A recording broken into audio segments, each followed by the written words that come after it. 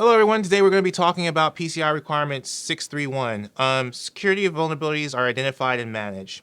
So one of the key things about PCI requirement 631 is it brings in the idea of risk into the software development process and how you manage risk within the software development process. So there's basically four key pieces to 631. The first key piece is about identifying security vulnerabilities in your software and how do you do that.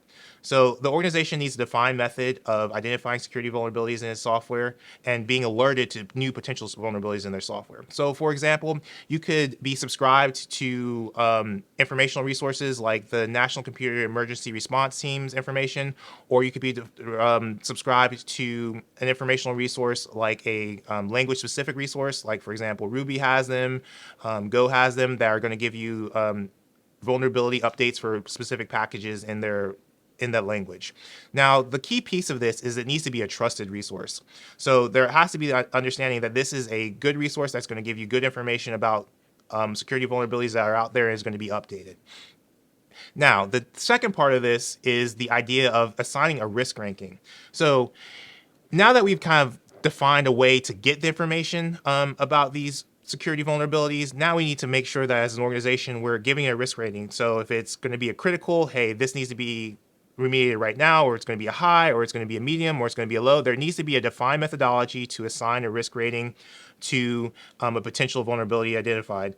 And a lot of organizations have used CVSS, and there's a lot of ways of identifying these specific security vulnerabilities and giving them a rating. Now, based on this rating, remediation actions should be executed in a defined time frame.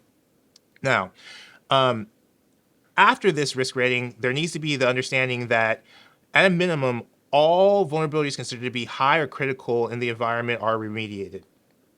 Now, the organization has to define the remediation timeline. It has to define what the remediation steps are going to look like. It's going to have to define notification requirements. All those pieces are going to be part of the organization's management of risk when it comes to designing and implementing the pieces of development that they have.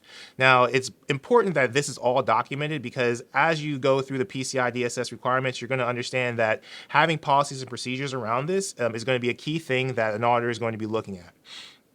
Now, the final kind of part of this that's going to be really important because we've talked about security vulnerabilities that are going to be at the system level and at the development level is going to be how are you going to do this in your application development processes for both custom and third-party software. So you as an organization need to have this defined in your policies and procedures to make sure that the organization understands what's going on and that everyone in the organization understands their roles and responsibilities in this risk-defined process.